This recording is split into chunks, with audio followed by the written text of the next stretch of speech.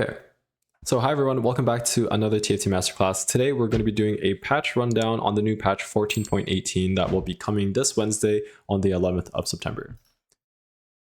Okay, so let's get into the actual patch rundown now. There are plenty of changes and some players are even calling this set 12.5 just because of how many changes there are, especially to the systems. So as usual, we'll start off with our system changes. We're going to talk about what frying pans are, what these pans like really do, talk about like what removers are, and why that's going to be a topic of discussion and more. Move on to our traits and units. Not only are there going to be buffs and nerfs, but there also are going to be reworks.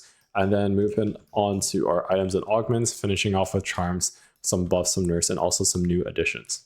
At the very end, we'll do a recap and a Q&A for those watching this live. Okay, so the first system change that we're going to talk about is the addition of frying pans. So what are frying pans? They're essentially spatulas.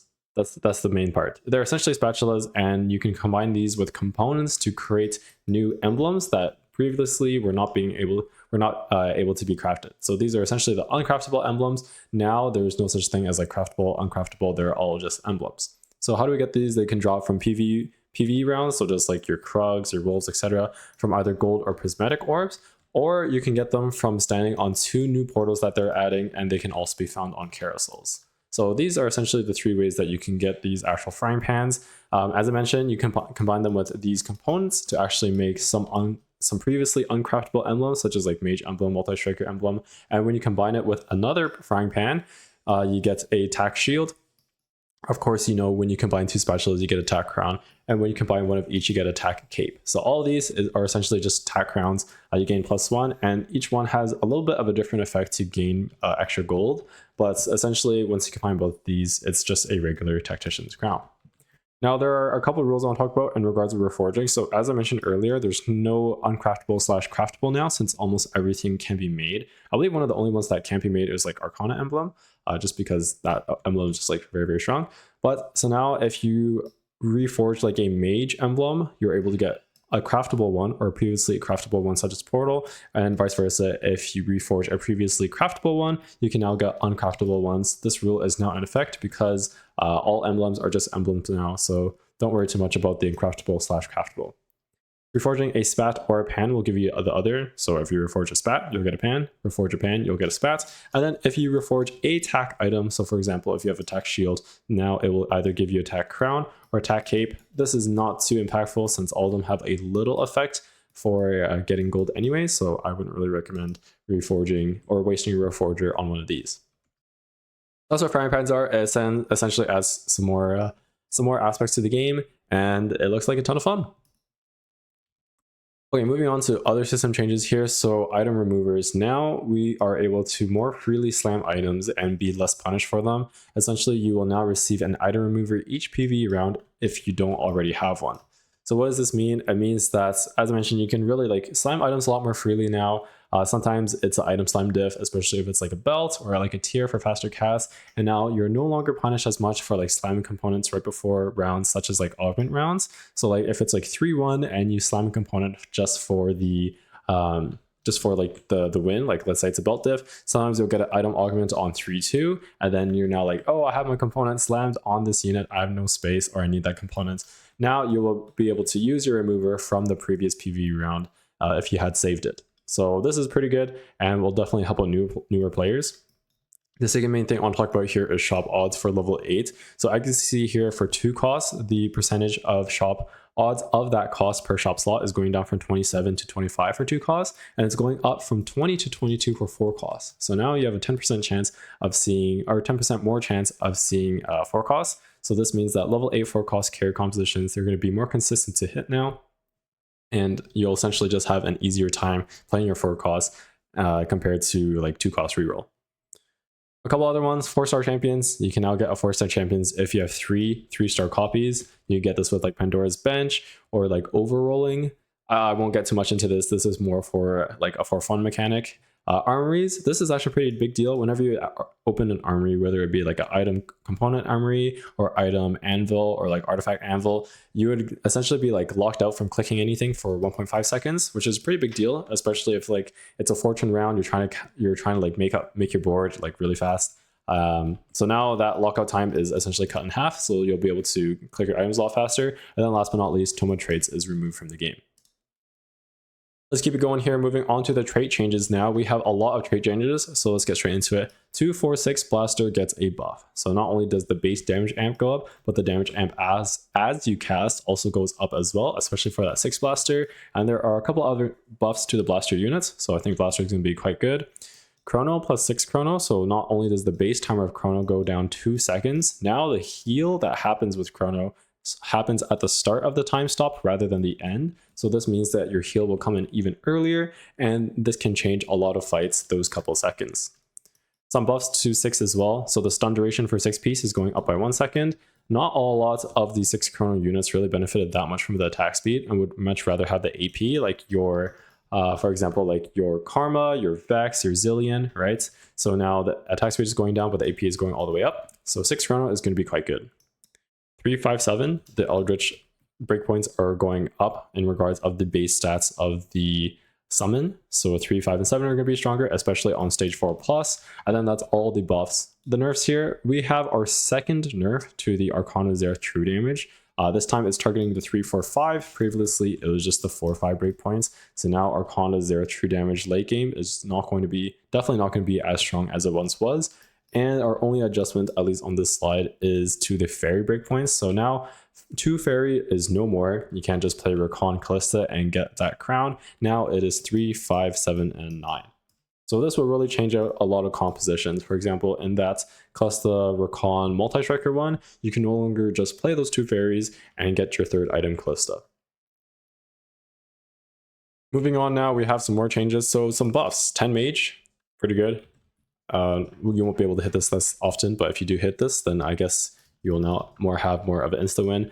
8 Shapeshifter. So now the 8th, once you get 8 in, the max HP is a little bit lower. However, they grant 3 HP percent or 3% HP regen per 2 seconds, which is really, really good because you have so much max HP. So like even like 3% of this can be like a really large number. Some nerfs here. 10 Portal is essentially an insta win. So now the effects are going down. And then a couple of adjustments here. So the first one is to Honey. So Honey Mancy is essentially just going to grant more bees in general. And then also if you are able to get 7 Honey Mancy in, the bees will fire twice as fast and just give you more efficient damage.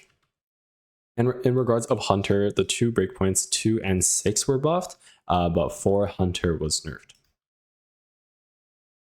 And then moving on to our final last one here, we have some more buffs, nerfs, and adjustments. So, or at least just buffs and nerfs. The first one is going to be to Scholar. So 2, 4, and 6 Scholar essentially just got an overall buff and some new mechanic. So now instead of just mana per attack, the Scholars will also gain AP, which is great. And one thing to note, for 6 Scholar, the way to interpret this is now your Scholars will heal your lowest health ally, which is essentially the Gunblade. So when it just says heal an ally, it's not a random ally, it's your lowest health ally, and this will be very, very good for like your Rise carry and just keeping your board alive. This was a mistypo by Mortdog, but essentially for Sugarcraft, it was just 6 Sugarcraft being nerfed, so the base 80 AP has gone down, plus the HP. Warriors got a little bit of a change, but still an overall buff, I believe. The Warriors double damage amp threshold will now activate when they're below 70% max health instead of 60, so you're essentially going to get this sooner, and you will also get 20% damage reduction on your 6 piece. Now, if you remembered previous sets challengers or previous sets duelists, once they get the durability from their kits, on melee units especially, their overall tankiness and just performance goes up a lot. So I think 6 Warrior is going to be very good. They tone down the double amp and the Omnivamp a little bit on the 6 breakpoint. However, getting this 20% durability is going to be really, really big on like your Nyla3, your Gwen, your Fiora. So definitely look out for that. And the last thing to note is a little change of a Witchcraft. For Witchcraft was not that good early because he healed for a percentage of the damage you dealt, but you're not really dealing that much damage with like a Cassiopeia, a Nico, a Zoe, and you probably had an Emblem. So now for Witchcraft is going to be a lot better early, dealing more damage as opposed to just like healing based on how much damage you do. And also 8 Witchcraft gets a little bit of a buff. So those are all of our changes. We're going to move on to our units now. So as I mentioned previously, there are a lot of reworks and also some buffs and nerfs. The first 2 reworks here is going to be to Ashe and Nomsy. So previously, the way the Ashe ability worked is you really wanted attack speed on her, so like multiple Ginsus. So then you would cast as you would like essentially attack and cast as much as possible and really stack up your arrows. So she used to be really reliant on only attack speed items. Now the way they changed it, her mana is a little bit larger, or her pool is a little bit larger, but now whenever she casts, she'll permanently grant an additional arrow for that combat. So now essentially what this means is her item build is a little bit more open, and it won't only be reliant on attack speed items. Nomsy, they've added a couple new things into their kit. So the first one is half of your overkill damage will be dealt and split between the two closest targets. So now this is a lot of less wasted damage. And Nomsy has a good amount of single targets. However, sometimes they would just use their ability on a unit that's almost already dead. So now this overkill damage getting split to nearby enemies means just less overall wasted damage. I know Nomsy rework, this can be great. Projectile speed is also increased, so now they'll fire faster. And also previously, I'm not sure if you all have noticed, but the way the Nomsy ability works, it used to be like 4 separate ticks of damage. Now it'll just be a 1 burst and all the damage will go down in 1 tick. So hey, Nomsy reroll, it's time. Couple buffs and nerfs here. 1 and 2 star Warwick, the AD ratio is going up. Great. Twitch alt angle has been optimized a little bit more, and also some bug fixes. So this is still overall buff to Twitch, but his damage is unchanged. And then 2 nerfs here. Jace resistances are going down. Portal and Shapeshifter were 2 insane trades, especially early game. So the fact that he also got resistances based off of, or after he casted, made Jace an insane unit. So he'll still be good. Like his traits are very good. He'll just be less tanky now. And then also the Jax, like spell armor / armor ratio, if you're wondering what this is essentially like his damage after he casts from his auto attacks based off of how much armor and magic resist he has. So now essentially Jax, he's still going to be like as tanky as he was previously, but now his auto attacks after he casts will be doing less damage. Moving on to our 2 cost unit reworks now, we have Ahri and Cassiopeia. So Ahri has gone from kind of just hitting a couple targets for an insane amount of damage, especially true damage unit, to now being more of a ramping champion where she will still fire an orb, but it's going to be a single target orb, and then she'll launch these Foxfires that will do true damage to nearby enemies. Now, whenever she casts again, she will gain an additional Foxfire. So she now has a ramping mechanic, still has a little bit of true damage and single target damage, but it's no longer like an orb that flies out, really dependent on positioning, killing like 2 units, and then that's it. So that's what Ahri is. Cassiopeia got a bit of a rework as well. Essentially, she's just going to be less reliant on only attack speed items. So kind of similar to like the Ashe rework, and will be open to different builds as well, based from her like mana changes, the way her ability is reworked, and getting like empowered 3 auto attacks. Her attack speed is a little bit down. However, her cast time is now going to be instant instead of a bit of a delay. So it'll be really interesting to see what type of items these units will be building. This will be on our Thursday video with talking about the 5 best comps to play on 14.18. Moving on to the actual units here, we have a lot of nerfs to the 3-star damage of our reroll units. Before we even get into that, I want to talk about some buffs. So now we have our 3rd Shyvana buff in a row. So previously it was to her damage, and she changed from a magic tank to a magic fighter. Then it was to her resistances, where she gained more resistances, and shapeshifters all got a buff. Now she is getting another buff to her resistances and to her damage, plus her dragon bonus has rework where her aura size is doubled and deals more damage. So if you're thinking what I'm thinking, Shyvana's gonna be pretty good. Tristana, her resistance has gone up as well, same with her spell damage, and the Syndra damage has gone up as well. So hey, Syndra reroll might be back.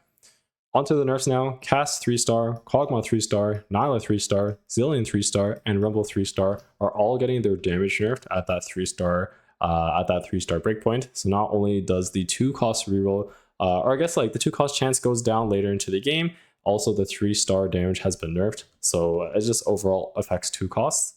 And then adjustments here, 1 and 2-star Akali is getting a little bit of a buff. However, 3-star Akali is nerfed as well. Moving on to our 3 cost unit reworks now, we have 2, Ezreal plus Hecarim. We'll talk about Ezreal first. Ezreal was never really a carry. There was some frontline Ezreal tech, but it was not that great. Now, essentially the problem with Ezreal was he would just dash and put himself into danger, and also he would ult unoptimally. So now what they've done is Ezreal will only blink, and he will blink to safety if there's an enemy adjacent. So if you played a couple sets ago, there was a trait called Recon. This is essentially the same thing. They will only blink if there is an enemy in threat. If not, they will stay stationary just like any backline units. Also, Ezreal now has an added burst into only the first target he hits with his ultimates, and this will deal magic damage and scale with AP.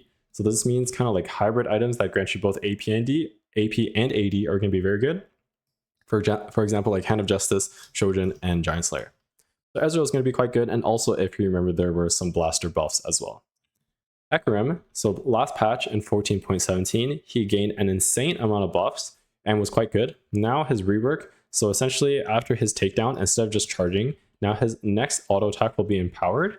And when he does charge, instead of a charge, a little bit of a bounce and then attacking, he'll just lead to a target and attack. So the cleave AD goes down a little bit, however, just the quality of life change, and also now instead of after the takedown, your next auto attack will be empowered. Moving on to the rest of the 3-cost units, Bard spell damage has gone up. Nico, the way this is interpreted is she'll scale less off of the HP, but now will heal a lot more based off of how much AP she has. So this means that items such as like Adaptive Helm, Crown Guard will be very good on Nico. I mean, technically they already were, but now this is going to be even better. And the last buff here, the Hui cast delay will be lowered, so their lightning bolts will be hitting faster. The only pure nerf here is to Veigar, which is actually going to be quite a heavy hit to his spell damage. One thing to remember, and this is per cast. So for example, like getting 30 damage off of your 2-star per cast is a pretty big deal, and getting 50 damage off of your each cast on 3-star is a pretty big deal. So now Veigar mages will definitely take a really big hit. And we have a couple adjustments here. So Jinx, now she's going to be less reliant on consistent takedowns for her attack speed, and she will now gain rockets that ignore 50% of armor, which is great. Now you don't need to build Last Whisper in Jinx. This is considered a power neutral change to her. Mordekaiser, the way to interpret this, now you will have less tanky of a unit, but however more damage. So you'll have less overall shields, or smaller overall shields, because now instead of stacking AP and getting a larger shield, you're going to be stacking damage amp. So Mordekaiser will be doing quite a lot of damage. However, he won't be stacking his shield as much. In response though, his base shield value is going up a little bit. And then the very last one, the way to interpret this is Wukong is going to be stronger early, however a lot weaker later. And also his kits will be less reliant on Gargoyle Stoneplate. So Mort was mentioning if you get a Wukong drop early, like on stage 1, then your stage 2, you will be pretty good and have a pretty decent frontline. Just the way his passive is reworked. And now he just gains a flat 40 armor and magic resist, but will lose 1 of each every second. Moving on to our 4-cost units here, our 2 reworks for here is going to be Gwen and Varus. So Gwen now, her AI is optimized to prioritize safety rather than to snip the maximum amount of targets because of her snip like stacking mechanic.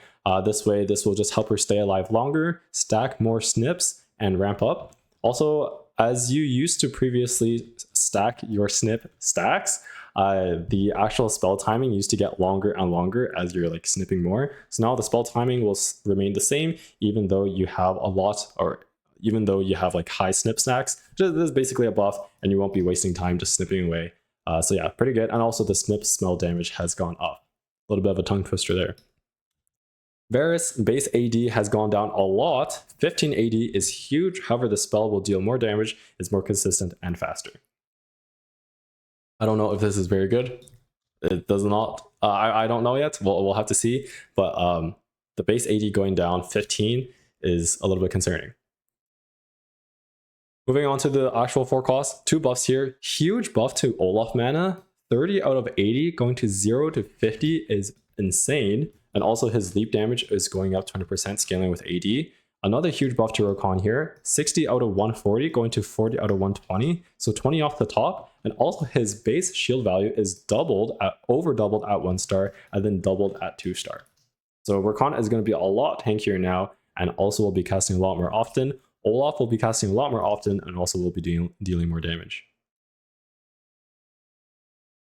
Some buffs and adjustments here to 5 costs. Melio gets a large mana buff, very good. And a couple adjustments here. So Smolder, his attacks used to be for a fixed time, like buffed for a fixed time. However, now it's just going to be empowered for the next 4 auto attacks, which means items such as like Ginsu's is not going to be as ideal on Smolder as it was previously. And also his 3 dragon also got buffed. Dareth, So now his attacks used to be completely RNG. Sometimes you just randomly snipe the backline carry and you're happy. Sometimes you don't even hit them once and you're unhappy. Now Xerath will only target the closest 5 enemies, however his spell damage is up. So the way you want to think about this is against front to back compositions, for example, against like melee carries, Xerath is going to be a lot better because you can really like kind of purposely target specific units now and also deal more damage. However, it's going to be a lot worse at sniping backline carries.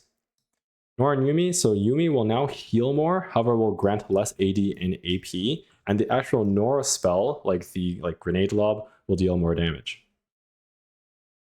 So that is it for our units. Moving on to items now, there's a lot of Radiant plus regular versions of the items getting nerfs or adjustments. So Radiant and regular Adaptive Helm, the backline AP is going down, and then also the mana gen. So previously, while you were mana locked, there was still a tick rate that would go into your mana pool from this Adaptive Helm because it's not based off auto attacks, it's based off of like every couple of seconds. So now that has been removed and you'll be gaining less mana from this Adaptive Helm. Radiant and regular Shojin, the AP and AD is going down. Mogul's Mail, the HP per stack is going down, and also the gold delay is being increased by 3 seconds. So you are going to be not getting that much gold from Mogul's Mail anymore. Also, there was a Wukong nerf to like Gargoyle, Solo Frontline. So that whole combo is just not going to be as relevant.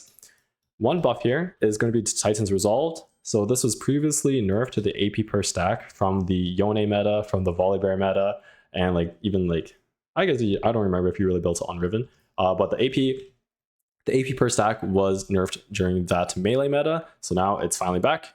It's back to the regular 2 AP per stack or 3 AP per stack on the Radiant version. And the very last adjustment here is going to be to Nash's Tooth. So Radiant plus regular Nash's Tooth, the AP has gone down. However, the attack speed on the actual proc has gone up a lot, especially on the Radiant version. Moving on to some new and reworked augments. So we have a couple new ones here. Arcane Conduit is going to be the Arcana reroll. Arcana reroll augments. Here you'll probably just be going RE3 and Hecarim 3. Draconic Mastery is going to be on 2-1 only, and it will give you a Namzi and a Shyvana. After you get 60 takedowns, you'll get a Smolder. Pillar of Flame is going to be a new hero augment for Shen, which turns Shen just from like a CC tank into actually like a really large damage dealer. And very good. With Pyro, you'll be able to like execute enemies, and he'll be rather tanky because of Bastion. A couple of reworked ones. Flexible is going from gold to prismatic. However, now instead of only getting emblems for only 2 stages, now you'll be getting it every stage. The HP has gone up a little bit. However, you can't gain duplicate emblems anymore, so you can't just randomly get 2 portal or like two fairy and then have an automatic out. And then the very last one is the Frosty Frontline. Change to Winter is coming, and instead of a like totem in the front line, and now you'll get a placeable wolf that has a protector's vow, has some AS, some HP, and will deal damage.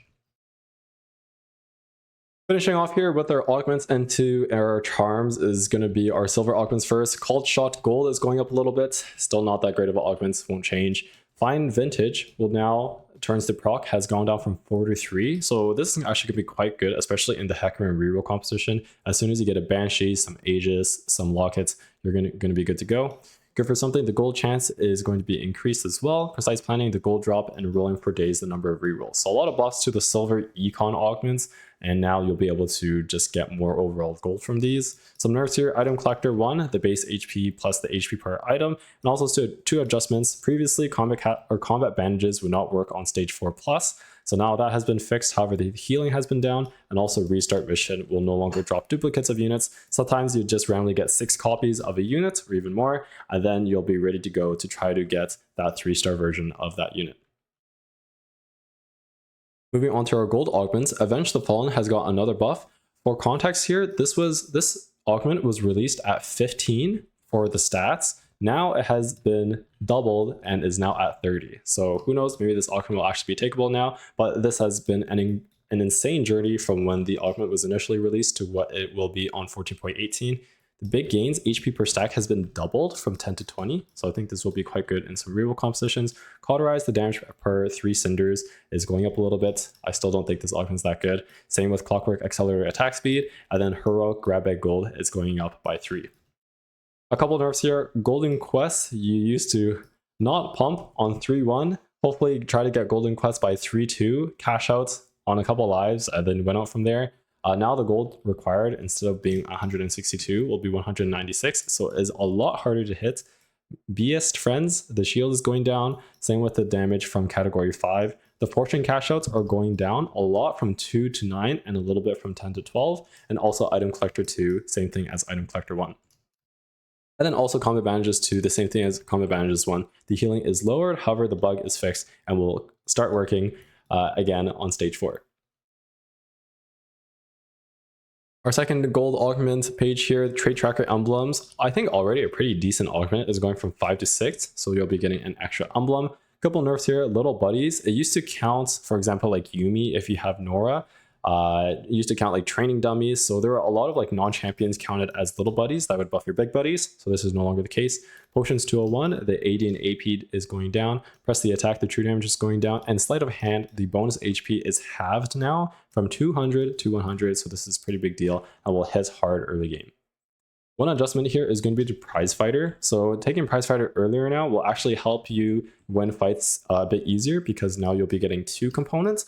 However, the wins needed per extra component is going up by 1. So it'll help you out a little bit earlier, but you will need to get more wins to get additional components. And then finishing off with our prismatic, some buffs and some nerfs. What the Forge will now grant you an additional artifact anvil. Make sure, remember this is an anvil, so this will allow you to choose your artifact anvil from this additional one. So this is going to be quite good. One thing to note: the What the Forge health per artifact was essentially was doubled in 14.17. So this is 2 back-to-back What the Forge buffs. It will be insanely good if you get this on like 3.2 or 4.2, and you have some item augments on like 2.1.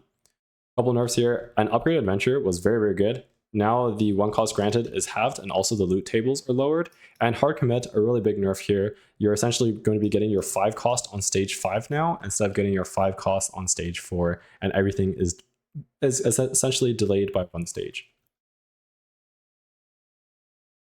Oh, I put this twice. Okay, very last one is going to be the hero augments. All the S2 hero augments are nerfed. High horsepower, Spider Queen, Witchy Wallop, Zap Attack, and Sweet Tooth and Sweet Tooth Plus. Technically Sweet Tooth was not that good, but Sweet Tooth Plus was very good because it gave you 2. So everything is going to be nerfed here.